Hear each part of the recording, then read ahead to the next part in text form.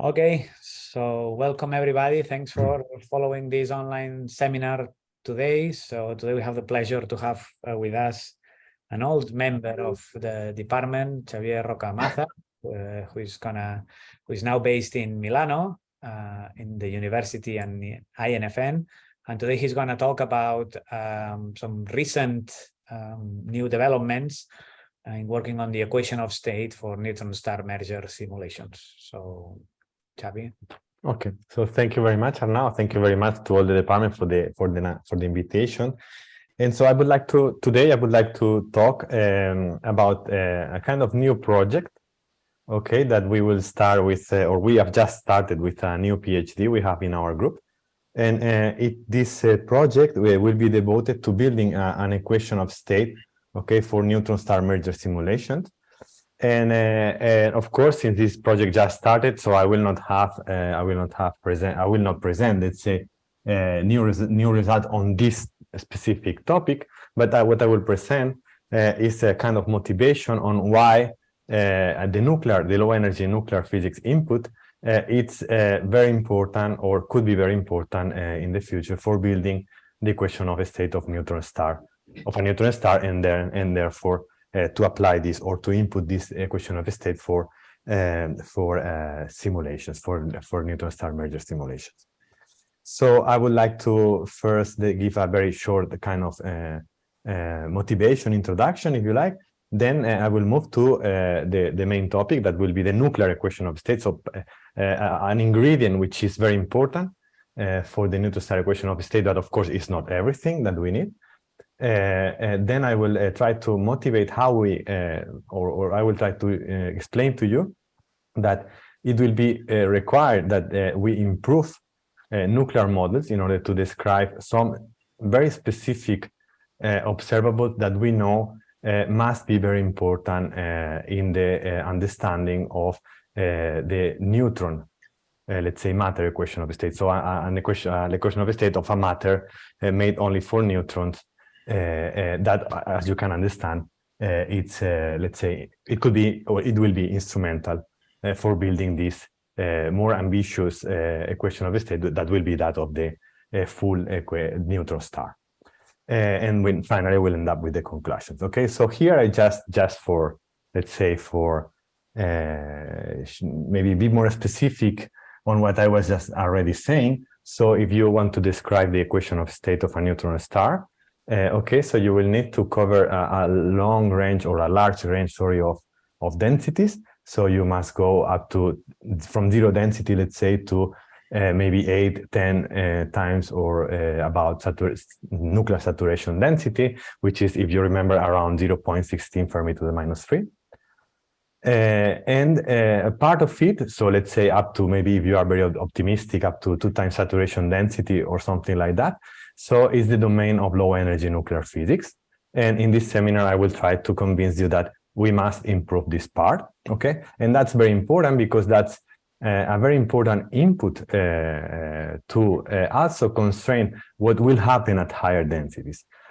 So what we'll do in our project, after, let's say, improving this part of this low density part of the equation of state by using laboratory data, what we will do in this project is to then go and build a kind of agnostic modeling, that is try to select some specific function of the pressure as a function of the density, which must be something very, very much general. So must accommodate the fact that new degrees of freedom can appear apart from those of neutrons and protons, but maybe also the confined matter may appear, for example, and other things. And this actual agnostic modeling must include also information from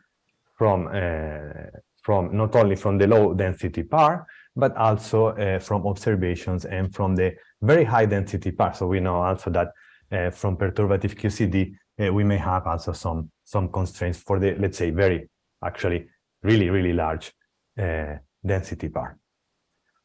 Okay, so having said that, let me define the most important quantity for this seminar. That will be the nuclear equation of state. Okay, so the nuclear equation of state is defined as the energy per nucleon of an uniform system of neutrons and protons as a function of the neutron and the proton densities, okay?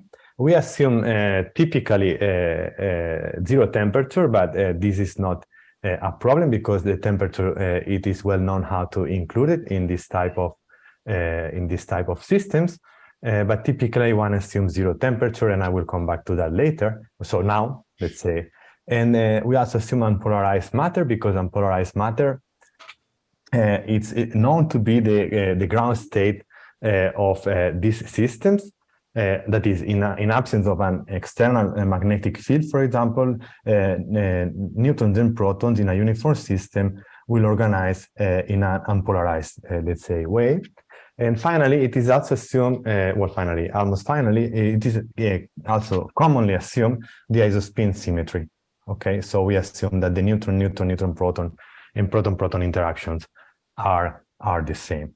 Finally, since we want to concentrate on the nuclear physics part, that is, on the nuclear interaction at low energies, so we are typically neglecting the Coulomb, okay? But that's not even a problem because as long as we have a finite system and it is neutral, we can include Coulomb and we can avoid any type of, for example, divergence, for example. Okay, why we use zero temperature? So we commonly use zero temperature to study the equation of state because we are essentially interested in many cases in systems in which even though the temperature is very large, it will not affect the nuclear structure, okay? For example, here I give some examples. So 10 to the 9 Kelvin would correspond to 0.1 MeV, while the separation energy, for example, the neutron or the proton separation energy from the nucleus is of the order of several MeV, at least for well-stable nuclei. For unstable nuclei, this separation energy will be smaller, of course. Isospin symmetry breaking. So in principle, isospin symmetry breaking is, isospin symmetry. So in principle, isospin symmetry is broken in nuclei. But here we may have some problems because isospin symmetry, it's breaking gives a very small contribution to common, let's say, observables that we are used to study in the laboratory. But they can have some impact on when you go to larger densities. So, but this problem we will try to address it in a later stage of the project. So we will now concentrate on the main, let's say, the main part, which is we know since many years is the isospin symmetric part, let's say. Okay, so what we do, or what we like to do in nuclear physics. So usually what we do is we like to parameterize somehow this density, this energy per particle as a function of the density in such a way that we can define some parameters that we can then predict with some models and compare among models in order to learn about the equation of state. So usually the equation of state, it's so the energy per particle is expanded for small, let's say, relative differences between the neutron and proton densities, which is this delta parameter I'm showing you here in the slide. And this is because since we are studying in most of the cases nuclei, okay, nuclei doesn't show large differences or large values for this parameter, which means that I can think about expanding the energy per particle as in this, let's say, red box that you can see in the slides. You can expand it, and if you keep up to a second order that is within a parabolic approximation, it is already seen, it has been already seen that it's already a good approximation, even though for large values of delta, provided you remain in the region of saturation density. When you go far from saturation density, this parabolic approximation is not expected to be, let's say, accurate anymore, and so one needs to take the full expression somehow. This is kind of this expansion is kind of useful for some purposes, but it might be misleading for other purposes. So one needs to take care about that. So, Xavier, can I ask you a question? Sorry to interrupt. Yes, sure. Yeah, you can.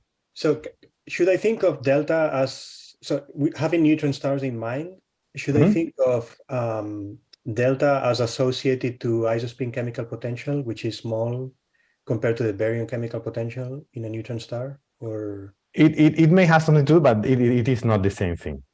So this is just the difference between the densities. It is not exactly the chemical potential.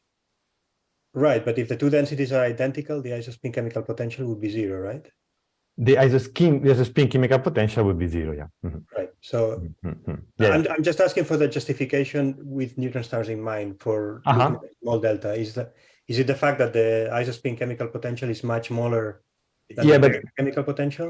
But sorry, I was about to say something and I missed your Yeah. So in a neutron, if you have neutron star applications in mind, is there justification to think about small delta as the relevant regime? The fact that in a neutron star, the isospin chemical potential is much smaller than the baryon chemical potential? So the point here is that in a neutron star, delta will be 1, so not small.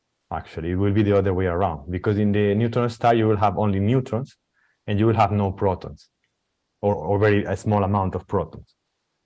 Okay, so it's a different quantity. It may be related, of course, to the chemical potential, but not in the way you were saying, let's say. So then, why should I be interested in the small delta regime? So the point is the following. So when you have a small delta, you will be, let's say, sensitive to the study of systems which are far from a neutron star, actually. Okay, because those are systems in which the density of neutrons and protons is similar. Okay, and therefore you will be studying what I'm showing you here in this figure in the left-hand side, this curve here, which is the green curve. Okay. And this is more relevant for the study of finite nuclei, which are known to be to display similar neutron and proton densities. Okay, but the point here is that when you go to systems in which delta it's equal to, for example, very large, equal to 1, so only neutrons are there, it means that you have this kind of penalty energy here that is called the symmetry energy. Okay, that you need to sum up to this green curve to get the blue one, which is the neutron matter one, which is the one which is very important for neutron stars. Okay, at least from the let's say from the low energy nuclear physics point of view, the low density part of this. Okay, we can say something about it. And as you can see, the blue line we cannot constrain in experiments directly nowadays. Okay, in the lab. So what we can do is to constrain the green and try to constrain this symmetry energy, okay? Which the sum of the sum of these two gives you will give you, let's say, if you assume delta equal to 1, will give you the equation of state for neutron matter. Sorry, why is it the sum of those two? If there are higher order terms in delta, I should include all of them, right? You should include all of them, but I just said, and this has been checked, and it can be shown, let's say, easily, actually.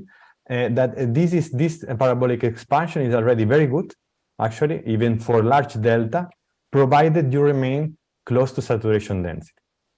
So if you are, for example, studying an observable, which is sensitive to the physics at the nuclear saturation, and you learn something from that observable about the symmetry energy or the symmetric matter equation of state, that would be this green equation here, then you will be able to say something about the neutron matter equation of state, provided you are at saturation. But you are right, as long as you go at higher densities, you need to take the full expansion. Okay, thank you. You're welcome. And okay, that question was very nice because it allowed me to explain most of these slides, so thank you very much. And the other maybe part which I didn't explain is the following. So if you take this square equation here in red, you can also make an expansion around saturation density, okay, and define these parameters that are here in the two equations just below. Those parameters, for example, the K parameter will tell you how changes the second derivative of the energy with respect to the density. So it's telling you how compressible is your system, okay? And it depends if you are looking at symmetric matter or asymmetric matter or neutron matter, you will learn how compressible are all those matters, all those different, let's say, matters, and the same for the symmetry energy, which is written here in the second line, okay? We know that different observables are very sensitive to some of these parameters, and that's why we try to, let's say, parameterize the equation of state in such a way in order to isolate let's say, the different components of the equation of state that are sensitive to the different, let's say, observables. Okay, and today I will talk about some of the observables that may help us improving this part. Improving this part, of course, will allow us improving the equation of state of neutron matter, not far from saturation. Okay, but as much as so if we are able to be very precise in this constraining, this will have, of course, a very important impact also at larger densities when you try to build the full equation of state. So, and I will try to motivate the fact that we can improve this part. So it's not that we are done, that with the modern nuclear models that we have today at hand, we can do everything and there is no problem. So I will try to justify that this is not true, that the nuclear models must be improved, and that this eventually will have an impact on the modeling of the full neutron star equation of state. Okay, so let me show you the current situation of, let's say, of nuclear models. So there are, of course, different types of nuclear models. Now my description will be kind of qualitative, so I will not go much into detail, just to tell you the big picture somehow. Okay, and so if you take a different, so all nuclear models, let's say, available, or all types, let's say, because all nuclear models are not here in this slide, but all types of nuclear models that we believe are, let's say, state-of-the-art nuclear models. So that is the best we can do, let's say, somehow. And if you take those models and you try, for example, in these figures, in these 4 panels in the left-hand side, in the 2 upper panels, you see the neutron matter equation of state, the one we are most interested in for this talk, and the symmetry energy, which we are also very much interested, provided we know very well, which is the symmetric matter equation of state from nuclear experiments in the lab, let's say. Okay. And these, you see models, okay, that have been fitted to very different, let's say, experimental data, because you must remember that nuclear physics is not a fundamental, let's say, somehow it's not a fundamental theory. Nuclear physics must rely on some effective Hamiltonian that must build. For example, one can build it trying to keep some of the most important symmetries of the QCD Hamiltonian, or one can just try to propose some kind of phenomenological interaction or phenomenological Hamiltonian in order to deal with the problem. And therefore, one must fit some parameters. Doesn't matter if the theory is, let's say, ab initio or microscopic, as I write in this slide, or phenomenological. You must fit to experimental data. Okay, then you fit to experimental data, and then you are able to predict final nuclear properties, but you are also to predict the equation of state of neutron matter or symmetric matter. Okay, so if you do that, you can see that the models show a kind of discrepancy on the behavior of the neutron matter equation of state or the symmetric matter equation of state with density. Here, you must realize that I'm showing you just densities up to 2 times saturation density. So I'm not going very far. And already those models are giving in some cases a large spread. Okay.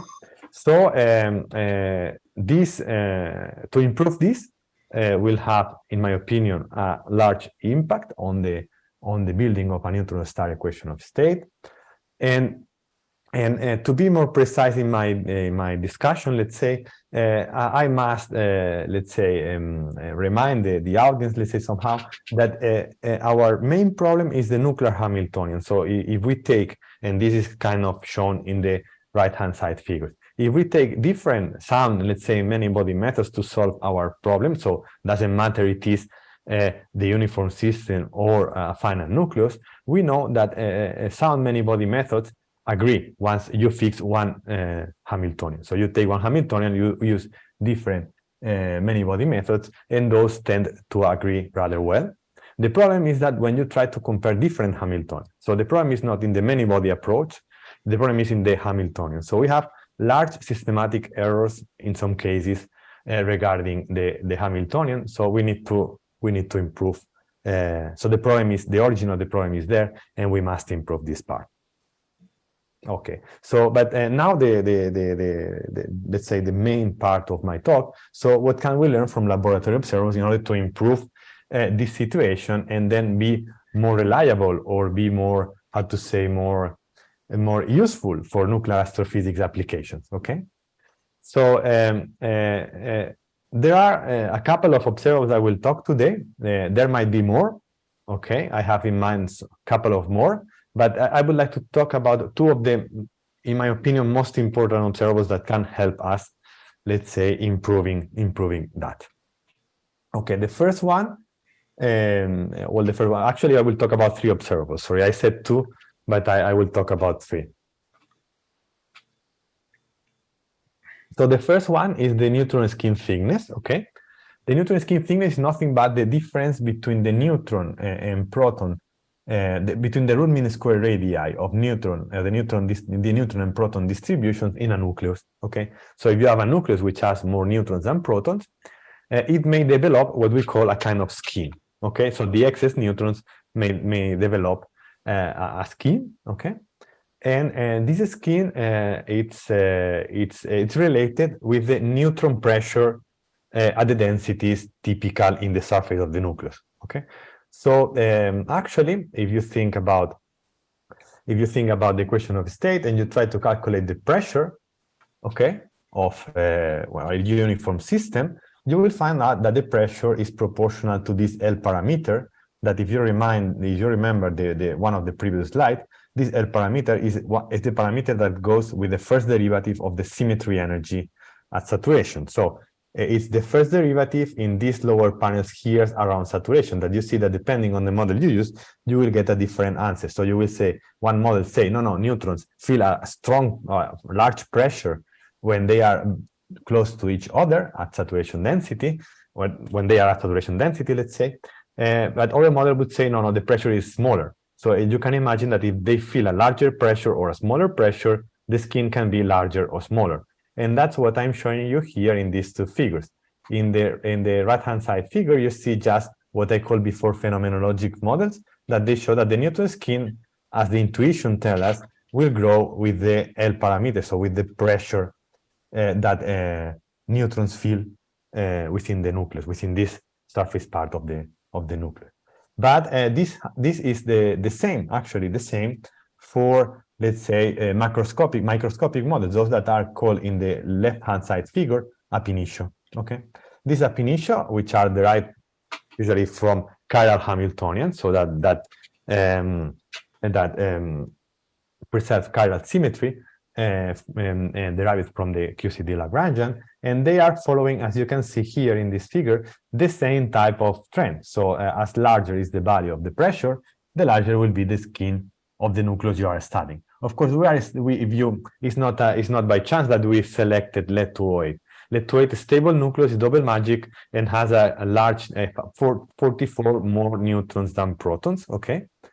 And we like large nuclei because we want to connect what we learn from a nucleus to the equation of state. So the larger the nucleus is, the more similar to the uniform system it will be, at least in the interior part of the nucleus. So we may think that observables we measure from this nuclei will be more sensitive to the ballpark than nuclei which are so light, for example. Okay, so that's why we like to study large nuclei when we want to connect some of the properties with the equation of state. Okay, so but how can we measure the neutron skin? So that becomes one of the main the other main observable that I will discuss. How can we measure the neutron skin? So the neutron skin can be measured in different ways. For example, you can measure it using strong interacting probes, and it has been done before. But we have the problem that many times reaction mechanisms in the experiment are difficult to let's say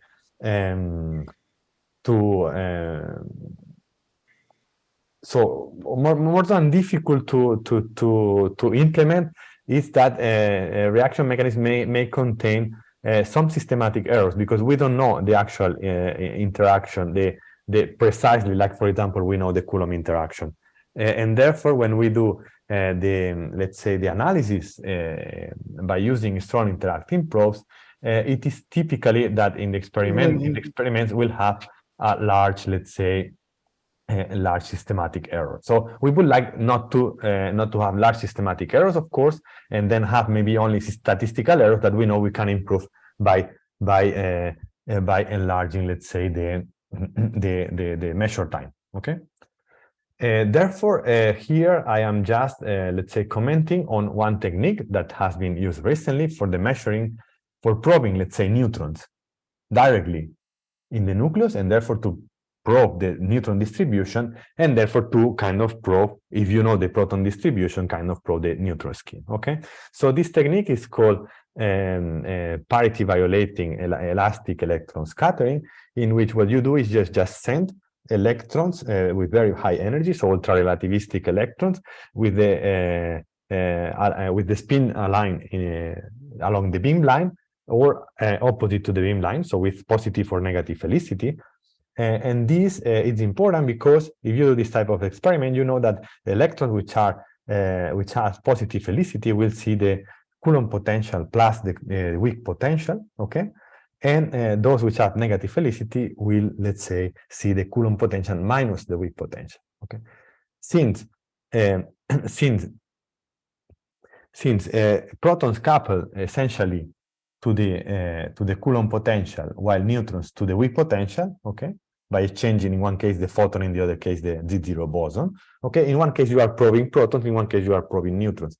You build an observable which is called the parity violating asymmetry, defined here in this first equation, and then you are essentially probing, let's say, the weak charge, provided you know the Coulomb part. But the Coulomb part we know very well, okay. Because we know very well the proton distribution in many nuclei by doing just parity conserving elastic electron scattering. Okay, by doing now this parity violating elastic electron scattering, we learn about the weak. Okay, about the weak part, which couples essentially to neutrons, and therefore we learn about neutrons. By looking at this figure, what I'm showing you here is this quantity, the parity violating asymmetry, again in lead 208. And as a function of the neutron skin, and you see a very nice correlation, but that's not just by chance, okay? You see already in an analytical way that in the plane wave of Born approximation for small momentum transfers, you must get that this quantity, let's say, relates linearly with the neutron skin. So it's a very, let's say, you want clean way to go and learn about the neutron skin. And as long as we learn about the neutron skin, I already told you that we are learning about the equation of state, about the pressure of that neutrons feel within the nucleus, and about the pressure, of course, that neutrons will feel within the star, provided they are not at very large densities, provided they are around saturation or not much higher than saturation, okay? Okay, but are there other observables we can use in order to improve our understanding of the... So I didn't mention, sorry, maybe I come back. So you can see those models, they predict a large spread on the value of this neutron skin, okay? So we must improve on that. That's important, okay? And experiments up to now, it doesn't look they are helping much constraining. Well, I will come back to that later. It will be more clear. But the important message here is that there is this observable which is very important to learn about the equation of state, and that that available models predict a very large spread on the prediction of this observable, and therefore also on the neutron skin, because those two are very much correlated. Okay, so let me come back to this slide, and here just it's a small presentation. So what else we can is there other observable we can also use to learn more about the equation of state? In my opinion, yes. Okay, so those are related to giant resonances. Giant resonances are, let's say, kind of collective motion in nuclei. Okay, it is shown that when you try to perturb the nucleus, well, depending on the probe, of course, when you try to perturb the nucleus tend to vibrate. You can think about a liquid drop, think about the old liquid drop model, and you can think about the surface vibrations of this liquid drop. Okay, and this happens also in nuclei, and depending on the probe at some given, let's say, fixed frequencies that we call, let's say, the excitation energy. Those frequencies will be the excitation energies of different giant resonances, okay? From the microscopic point of view, those are nothing but, let's say, you can think about them particle Hall excitations within the nucleus. And already, if you stay at the simplest, let's say, many-body scheme of one particle and Hall excitations, you're already able to describe rather well the excitation energies of these giant resonances, okay? Of course, as I was saying, depending on the probe, you will excite different resonances. If the probe you use excite the same way neutrons and protons, we call isoscalar type of, let's say, excitation, because neutrons and protons behave the same way, while when you try to test or probe your nucleus in a way in such protons and neutrons are excited in a different way, then you will talk about isobector type of excitation, okay? Okay, so just to give you some very fast, let's say, flavor on why resonances can be related to the equation of state, okay? Because maybe it's important to have some toy model in mind so that it can be better understood later. Okay, so if you think for example, you think about the stable nucleus. Stable nucleus, it has all the levels are very well bound, okay? And it is seen that you can actually describe this the well-bound nuclei by assuming an harmonic oscillator potential as an average potential that all nucleus feel within this nucleus, okay? You just need to, let's say, suitably, let's say, select which is, let's say, the parameter of your harmonic oscillator potential. So it may, depending on the nucleus, it might be, let's say, more narrow, or it will be more large, okay? But that's not a problem, provided the nucleus is well bound. This type of approximation works for our purposes here, okay? Then you have now build your nucleus, let's say, theoretically build your nucleus, which are nucleus, non-interacting nucleus within this average potential that mimic what will be, let's say, the energy level scheme of the nucleus, let's say, and tries to reproduce the experimental one. In a, let's say, qualitative way, of course, this is not a quantitative model. Then you perturb in an harmonic way this system, okay? Then you have a system in a trap in a harmonic potential, perturbed harmonically as well, okay? And this is a very simple system that you can, let's say, solve analytically in a piece of paper. But this is very interesting because it already tells you that, of course, the excitation energy will depend on the, of course, restoring force associated to this harmonic perturbation. And given that we know how to calculate the excitation energy very simply within the harmonic oscillator, which is just the second derivative of the potential with respect of the quantity, the parameter you are, let's say, perturbing. For example, if you perturb the total density, or if you perturb the delta parameter, so you perturb the nucleus such that the neutrons and protons behave differently, so you will be kind of sensitive to the terms in the energy of your system, which depend on the differences on those densities, which is the delta parameter we were discussing before. And here in the corner, in the lower right corner, I'm showing you that, of course, if you make the second derivative of your energy with respect to this delta, you must be sensitive to the symmetry energy and or to the compressibility if you are producing variations on the total density, so on neutrons and protons at the same time, let's say, and at the same way. So that's a way to justify that in this simple model that captures, of course, the main qualitative features of the nucleus. It's already a way to justify that when you study the resonances, you are actually studying the restoring force, of course, and the restoring force can be related to some parameters of the nuclear equation of state.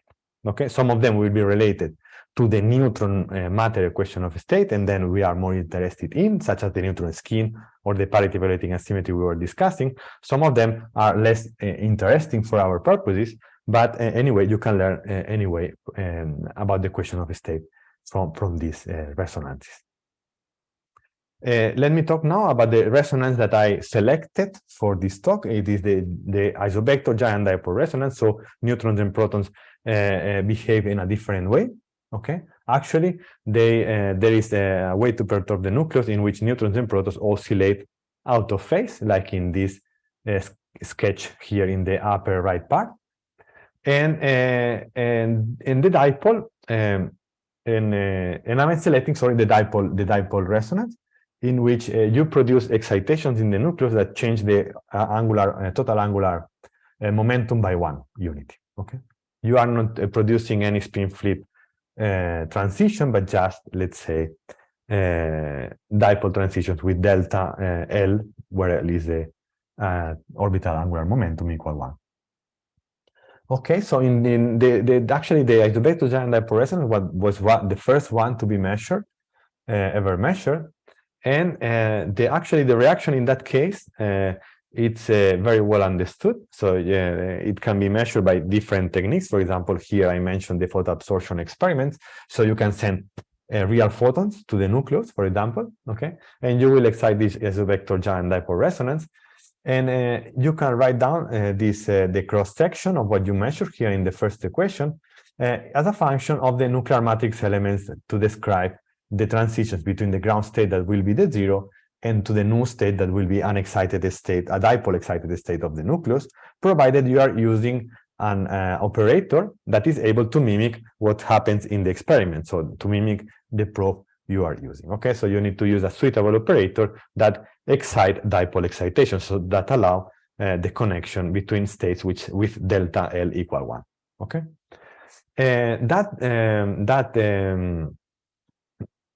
let's say that cross section, it's very interesting for us because I would like to study, I will present the study of a property which is related to this quantity. Actually, it's related to the integral of this quantity for the whole energy range. So here in the left hand side, sorry, in the left bottom figure, so in the only figure that in this slide, I'm showing you the photo absorption cross section as a function of the excitation energy. So if I integrate this function here weighted by the square of the energy, I get something which is called the polarizability that I will talk here in the next slide.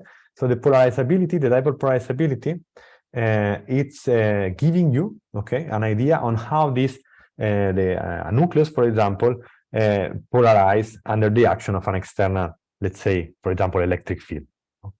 But this is very similar also to what happened in neutron star merger, for example. Okay, the external field is not the electric one; it's the gravitational one, and the type of excitation you are looking in the star is not the dipole excitation, but the quadrupole excitation. So the star just deformed quadrupole, okay, due to the effect of the gravitational field of the other star, the companion, let's say, the star with which it is merging. Okay, so in this way, actually, these two quantities are not that far, theoretically speaking, are very close to one another, and they are, let's say, how to say, they are proving the same type of physics, okay, the same type of physics, but at very different densities.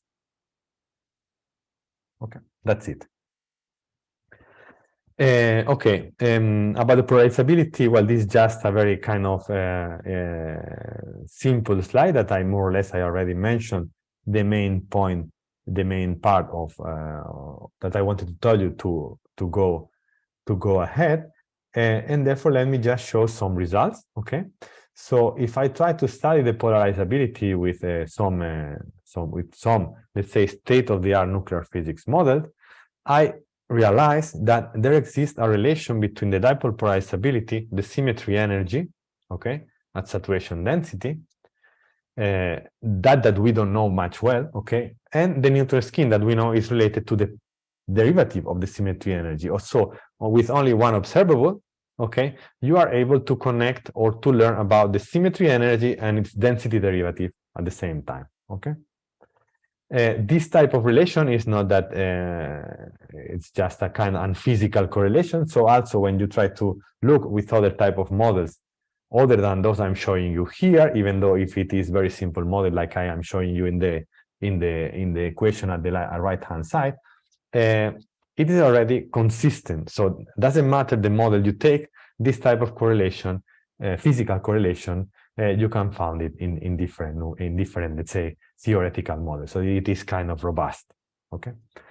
So here in the next slide, I will show you some the analysis, okay, of different nuclei in which we have, let's say, learned or tried to connect by using the experimental data on the dipole polarizability in nickel 68, tin 120, and lead 208, we have tried to connect this J parameter with the L parameter. Okay, and those will be the constraints we have. And you see that all these constraints are, let's say, consistent with one with another. Okay, so let me now show you which is the situation about current models regarding both of the observables. So here I'm showing just the polarizability, but I would like to show you a larger picture in which in the one axis I'm showing you the parity violating asymmetry, while in the other axis I'm showing you the dipole polarizability. Here is for the case of lead. I must tell you that the parity violating asymmetry has been measured only for lead 208 and calcium 48 at the moment, or otherwise in very, very light nuclei that are not interesting for our purposes here. And as you can see from this figure, there is none of these models is able to, let's say, match the experimental, let's say, allowed region within 1 sigma error, except by one model here. But we know this model, for example, is not good in describing other properties of the same nucleus. So we don't like that. So we like a model that is able to describe not only let's say, these new observables, but also, let's say, observables that we know very well from experiment, like the binding energy of the nucleus or the electric charge radius of the nucleus, and so on and so forth. Okay, so in that case, so we will, let's say, in principle, do not accept, let's say, that model because of that reason, and we will accept models that we know are already reasonable in the description of other observables, like most of the others I'm showing you in this figure. Actually, the worst model in this sense regarding the description of binding energy and charge radii are these FSU models I'm showing you here, and this actually SAMI model that unfortunately was made by me at some point in the past. So, but okay, it doesn't matter. The other models here are rather good, actually have very good description of binding energy of lead 208 within 1 MeV. The binding energy lead 208 is 1,636 MeV, so we are at the 0.1, so at the per mil level of accuracy, which is not that bad. And the charge radii, they are at the percent level of accuracy, which is also very good. I mean, according to the current, let's say, accuracy of theoretical models nowadays. And those models, as you can see, they are not matching the experimental region. They would match the experimental region within 2 sigma, for example. Okay. So let me now discuss also to add into the discussion this other nucleus, the calcium 48. Calcium 48. So here in these 6 panels in the left-hand side, I'm showing you the parity violating asymmetry in the in the horizontal axis. The gray band is the just experiment, like before, like in the previous slide. And the models that I am showing you here, I showed them, sorry, I didn't mention before, with the correlation ellipsoids, which are taking into account the correlation the model predicts for these for these observables, those in the vertical or properties, those in the vertical and horizontal axis, and also give you an idea of the theoretical error attached to each one of the models that we show with this correlation ellipsoid. And as you can see, we are far from, in theory, we are far from describing within 1 sigma the parity violating asymmetry in calcium 48. So we are far to learn how neutrons arrange in calcium 48 within current nuclear theory. Calcium 48 is a very normal nucleus, so it's not something strange. It's just stable nucleus, normal, I mean, we know very well. But we are not able to describe. That's not good, because it's very much related with the neutron distribution in the nucleus, and that must have a clear impact into the neutron star as well, into the, let's say, neutron matter equation of state. And the same or something similar happens for lead, as I was discussing before, even though in the case of lead, some models are barely, let's say, compatible with the experimental data. One important point is that the models which are more or less compatible or compatible within 1 sigma, within 1 sigma with the experimental error, are clearly out in the case of calcium 48. For example, you can check this red square here, and you will see that it's maybe for calcium 48 3 sigma away. When So it means that you cannot make compatible both experiments within the same model, which is a very serious issue. Okay. Okay, it's not still maybe 3 sigma. Some of you will think it's not that much, but to me, it's a clear indication that models must be improved. Let me now discuss the same issue, but within a different perspective. If you look at the right-hand side figures, in the I just showing you the parity violating asymmetry of lead-208 vertical axis and calcium-48 in the horizontal axis, with the, let's say, experimental bands in gray. And again, you see that the models are far from the crossing, let's say, experimental band, and they are maybe 2 sigma, maybe most of them will agree, but within 1 sigma they are clearly out. This doesn't happen in the lower figure, in which I'm showing the polarizability of these 2 nuclei. Okay, and you see that models, not all of them are compatible, but models try to, let's say, most of them overlap this region.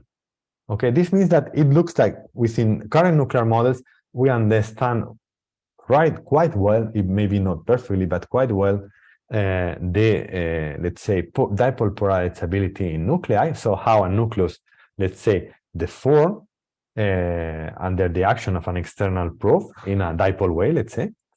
So if I was talking about neutron stars, it will be, we would understand the deformability of the star. Okay, imagine a very light neutron star probing very small low densities in which just neutrons and protons would be good, let's say, and electrons and muons will be a good degrees of freedom to describe the equation of state of the star. Then there will be a direct connection between these quantities. Okay, and then we will say we would be able to clearly understand well the deformability of the star. But since stars are much larger than those that just require maybe 2 times saturation density as a central density, so this means that we need physics which go beyond. But okay, this is a topic that we will address later, not in this talk, I mean later in our project. Okay, so just to summarize, so no model is able to describe the parity violating asymmetry and the dipole polarizability at the same time, and both are very important for describing the neutron distribution inside the nucleus, and therefore will have a clear impact into the neutron equation of state. Okay. Therefore, we need to improve nuclear models, and that's the main aim of this new PhD we have at Milano. So we are planning, or we are developing a new model. Okay. And we will try to we will hope that along his let's say PhD, we will be able to propose a new model able to, let's say, solve or help solving this important problem, and therefore to make a step forward and to be able to also to constrain better the low density part of the neutron star equation of state, such that when you go and try to build the higher density part, you will have, let's say, less, or you will be better guided by the low density part. So better guided by low energy nuclear physics. Okay. So with that, I think I'm done. Let me just, mention here, I give you just before this slide, I just giving you just a table where you can check which are, let's say, the current constraints on different properties or parameters of the equation of state, both symmetric matter equation of state and symmetry energy, from different, let's say, analyses that you can find in the literature. So this is just a collection. You can have a look and have an idea at which point we are, or even better, you can check this second slide in which I try to, let's say, digest all this information, and just telling you that at the moment, the saturation density, maybe there are still some systematic errors, because I tell you, okay, in nuclear physics, we may have large systematic errors because we don't know the nuclear Hamiltonian, okay? But at the moment, with the nuclear Hamiltonians we have at hand, phenomenologic or microscopic, we are able to say that this is more phenomenologic, I must say. We could say that the saturation density must be around 0.154, 0.159. This is an accuracy not bad. One would say, okay, not bad. but it's this 2% accuracy. But if we want to describe experimental charge radii at the experimental accuracy, we would need 0.1% accuracy. So we are not that close, let's say, 1 order of magnitude. And the thing gets worse if you want to describe binding energies within the experimental accuracy. This must imply that you have to, let's say, determine the saturation energy, okay, of symmetric nuclear matter within 0.00001%, which is a lot, okay? This is just qualitative discussion, of course. These numbers are not, you don't have to take them that seriously, but it's qualitatively that what I'm saying can be, let's say, giving you some kind of guidance. The same one can check for the different, let's say, parameters of the equation of state, depending on the experiment you are analyzing. For example, in the last two in the JNL, that we analyze the polarizability, we know that for describing the experimental polarizabilities we have now at hand, one would need to determine or to have a J which is determined within around 15%. Okay, so we are not that far. Actually, we are there, more or less, with current nuclear models. But regarding the slope, so this pressure of neutron that the neutrons feel at saturation density, we must improve a lot, as you can see from these numbers here. So let me just finish by thanking my collaborators and just mentioning that the first guy here, Pietro Klausner, is the new PhD that will take care of this. Then in our project with Francesca Colminelli and Marco Antonelli, we plan to extend let's say the high density part, and then to get the equation of state for the full star. Okay, with so let's say I'm the main guy for the low density part, and to work with Pietro. Then these other two guys from the University of Caen will take care of the high density part, and finally with Bruno here in Milano, but a different university, and if everything goes well, we will try to apply the equation of state for the neutron star merger itself. So thank you very much, and hope to get some questions from you. Thank you, Xavi. Are there any questions from the... Okay, ad accento, sì. Any questions? Yeah, I have a question, Xavi. Yes. Let me explain my question, so please bear with me for half a minute or 1 minute. So I was wondering whether you could quantify, so your motivation is that by improving the precision of the understanding of the nuclear of the nuclear equation of state at low densities, you can constrain further the equation of state at neutron star densities. Yes. Which are higher. So my question is whether you could quantify, how much more you would constrain the equation of state at, let's say, the expected density at the core of a neutron star, in terms of how much you can improve the nuclear equation of state. And just to give you the context of my question, is related to something we discussed a couple of years ago, I think after your talk, which is, and the reason I'm bringing it up is because there have been new developments, which is coming from the PQCD side. So in PQCD, you even though naively you expect that that's only applicable at, let's say, 40 times saturation density, it turns out that if you impose stability and causality, some physical constraints, in fact, PQCD excludes 75% of the possible equations of state at a few saturation densities. Okay, so it's a really only 25% are allowed, even though PQCD naively only applies at 40 times saturation density. So I just wanted to get your take on what is the equivalent statement coming from low densities. Sorry to be long. Yes, that's one of the things we want to do. So I don't have a specific number, so I cannot say 75%, 50%. This I cannot say. But the idea, what you said, is exactly the same idea we have with this project, right? So by looking at this type of a tremendous, let's say, constraint from perturbative QCD, so we think this is the same from the low density part. I mean, it has there is no reason why it must not be the same. So as long as you are able to be very precise, you will of course reduce the possibilities. Of course, I'm sorry, I cannot.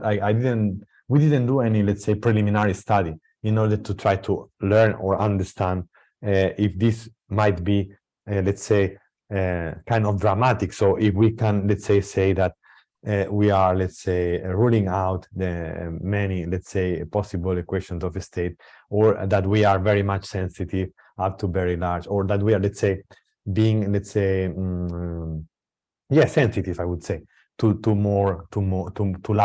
much larger densities. But what it is sure, it is as long as you reduce the possibilities at low densities, of course, all the information that is contained at low densities, then you, of course, propagate it to larger densities. And of course, combining this, as you mentioned, with observations, with and with the high density part coming from the from the perturbative QCD, the situation is likely to improve by a 10%, which must be compatible with that of perturbative QCD, provided the errors that comes from perturbative QCD are similar to those that will come from the low density part. One other thing which is important is that we are not that far as perturbative QCD is from the equation of a state of a neutron star. So we are not at, let's say, 4 times higher densities than 4 times higher densities than sorry, someone is calling. 4 times higher densities than the central density typical, or that we think is typical in a neutron star, but we are quite close to it. Okay, just one order of magnitude. So just one time, let's say. Oh, sorry. Okay, sorry. So could you allow me just 1 second, please? Sure.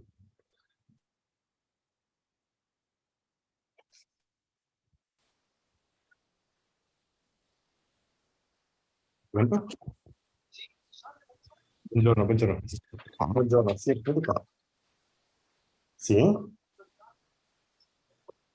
Ok, ok, grazie per la telefonata, grazie mille. Grazie. Preguntar algo, Arnau? I'm sorry, there was someone calling all the time, and I couldn't concentrate, so I decided just to... Xavier Viña, sí, sí. Yes. Pregunta.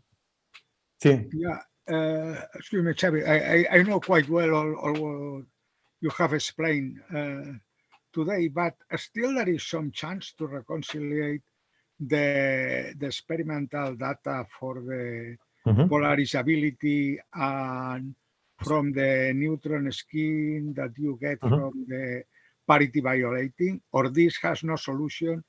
Where is the failure? Because at the beginning we thought that the failure was the problem of the parity violating, but it seems that the second experiment has more or less confirmed the same value. Which is your opinion about this? So my opinion about this is that the experiment is kind of robust. So we understand very well the reaction mechanism. So it can be calculated. So it's let's say exactly actually. And we know very well the Coulomb interaction. We know well the weak interaction. And the only thing we don't know well is the neutron density in the nucleus. So in principle, it looks like it's a very kind of robust somehow type of experiment, but it's also very much complicated. Okay, and we haven't explored. Let's say if I must talk first about the experiment, we are let's say not explore if there are some let's say QED corrections that go beyond the 3 level that we use to describe this type of experiment. I can explain better now. So, for example, when we do these experiments, we measure, let's say, the longitudinal asymmetry. That is what I've been talking now. It can be called parity violating asymmetry, but you can also call it longitudinal asymmetry because the spin is along the beam line. But you can also measure the transversal asymmetry. Okay. And we don't understand the transversal asymmetry either in this experiment, but in the case of the longitudinal asymmetry, we don't understand by, let's say, 1 sigma. Okay. Regarding the transversal, we don't understand by order of magnitude. So we don't have any clue. It has been proposed that some radiative corrections in this type of experiments must be included in the theoretical analysis. Okay.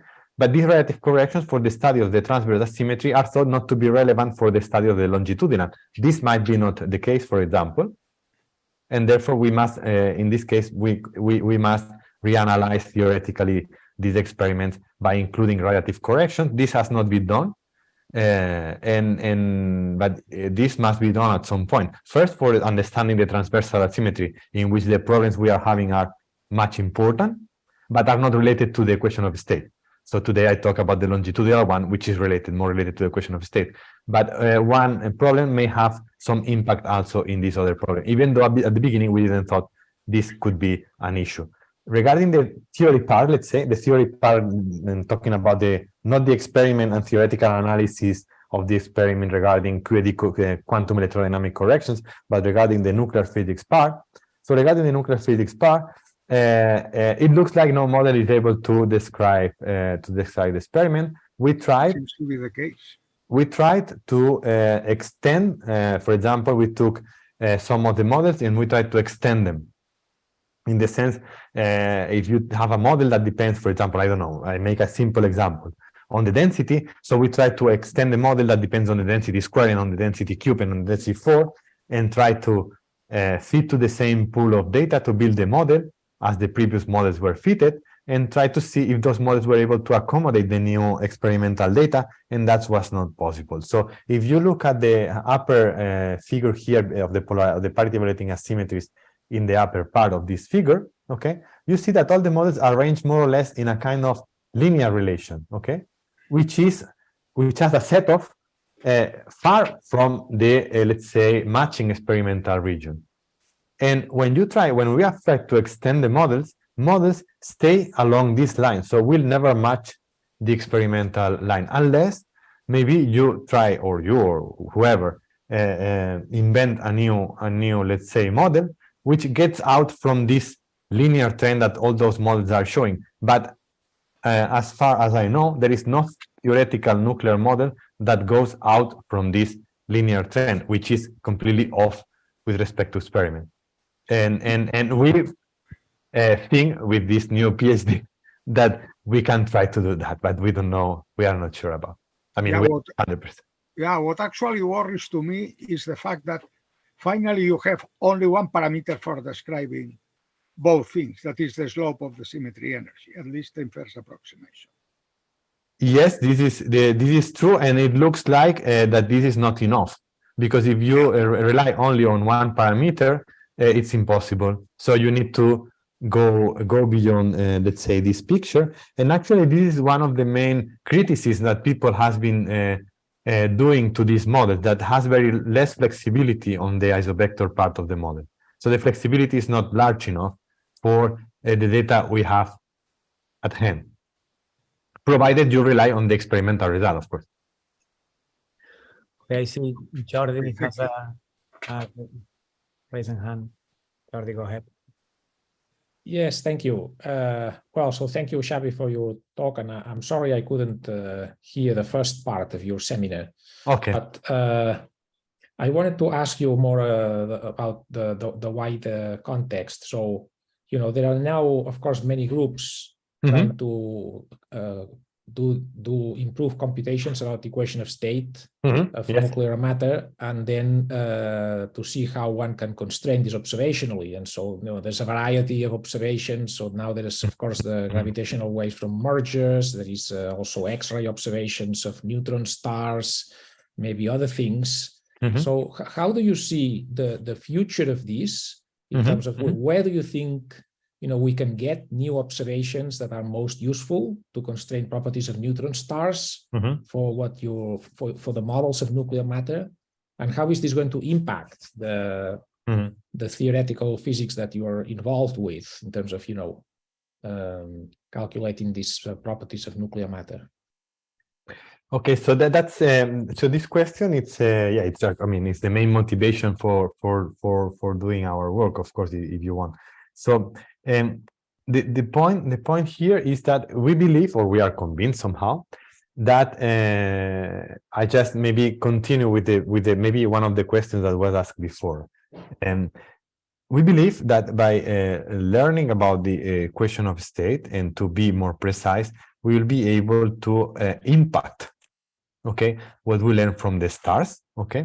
And we believe the nuclear physics input is very important because we know in the star, the important degrees of freedoms will be neutrons and protons, essentially neutrons, let's say, up to, let's say, maybe if we are optimistic, maybe 2 times saturation density, okay? This is not enough, of course, all the degrees of freedom will appear. But let's say, regarding this, let's say, domain, so at these smaller densities, I think the important point is that the only people that can say something about, really something about the question of state and about of a neutron star are low energy nuclear physicists. And the only tools we have to say that about the neutron star are laboratory experiments. In this seminar, I tried to present the 2 most promising, in my opinion, observables that we need to understand from theoretically, let's say, to then be able to extrapolate what we have learned from this nuclei to the neutron equation of state. But as I was showing to you, models at the moment, or let's say theoreticians at the moment, we are not able to understand these very important observables that we know are connected to the physics of neutron matter.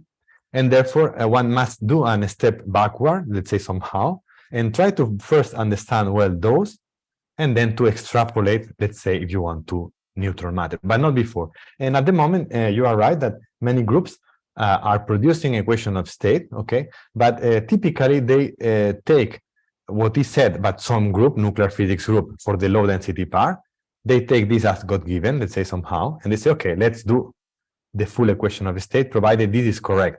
But I'm telling you in this seminar that this is correct, but up to some point. And this point is not satisfactory regarding the description of important observables, in my opinion, for then the application to the star. So what I'm telling you is that we need to learn to improve. And in an analogous way, as it happened with the perturbative QCD, in which you then could see how this, even though it was a very large densities, could reduce all the possible equation of state. This, in my opinion, could be even more dramatic from the low density part because it's closer to the physics of the star than perturbative QCD. But I cannot quantify. So this, I'm sorry, because I'm not able to quantify at the moment.